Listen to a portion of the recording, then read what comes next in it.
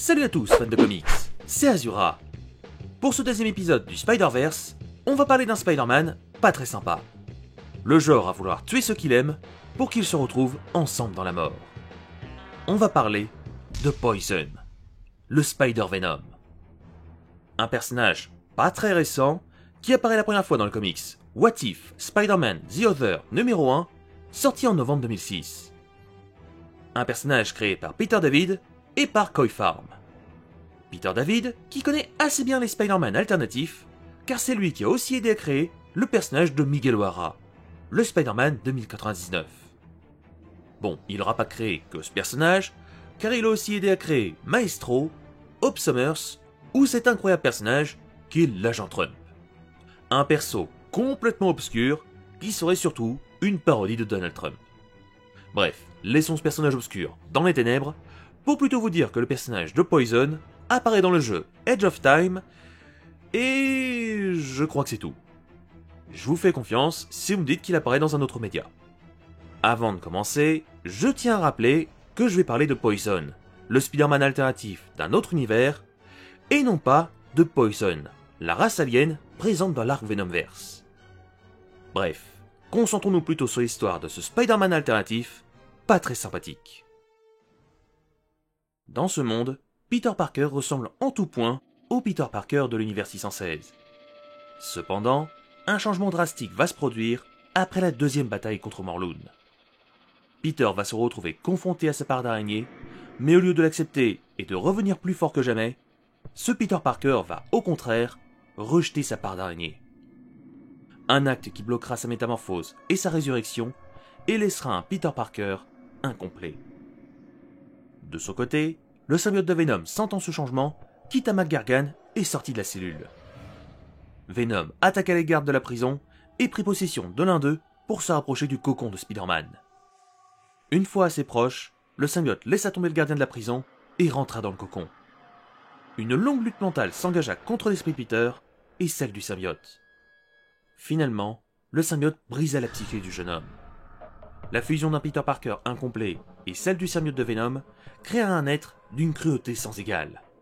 Peter Parker était devenu Poison. De son côté, Mary Jane fut réveillée par un violent cauchemar et Tante May essaya de la rassurer.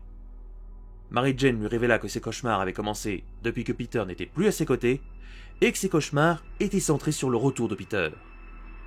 Soudain, la jeune femme aperçut une ombre derrière la fenêtre. Poison brisa la fenêtre sous les yeux des deux femmes, qui pensaient que c'était Venom qui les attaquait.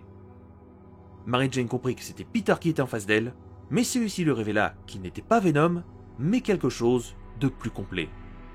Il se renomma Poison et révéla que Venom avait toujours été un loser incomplet. Le Peter maléfique lui expliqua qu'il pouvait maintenant partager son symbiote avec Mary Jane pour qu'ils soient ensemble à tout jamais. Mais la jeune femme lui répondit qu'elle préférait être morte plutôt que s'allier avec lui. Poison lui répondit que même la mort ne les séparerait pas. Le symbiote la ramènerait d'entre les morts sans son esprit, mais cela ne dérangerait pas du tout Poison. Soudain, Wolverine débarqua et se jeta sur Poison pour l'éloigner de Mary Jane. Poison balança Logan et neutralisa Luke Cage avec un dard généré par le symbiote. Mary Jane ordonna à Poison de partir, qui lui répondit « Pas sans toi ». La jeune femme accepta l'offre de son assaillant pour protéger Logan et Luke, mais lui révéla que si elle était obligée de le suivre, elle ferait de sa vie un véritable enfer. Poison commença à douter et finalement prit la fuite. Il décida à la place d'aller chercher son ancienne femme qui était déjà morte, Gwen Stacy. Les restes du corps de la jeune femme fusionnés avec le nouveau symbiote créèrent un être semblable à Carnage.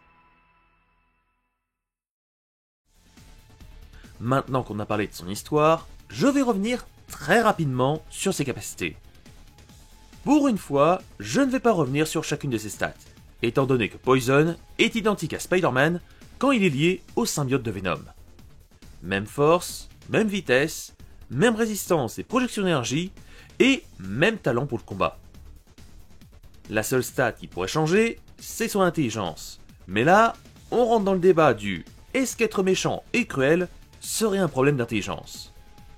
Dans le doute, je laisse son intelligence au même niveau que Spider-Man classique, mais n'hésitez pas à me dire dans les commentaires si vous voyez son intelligence à un autre niveau.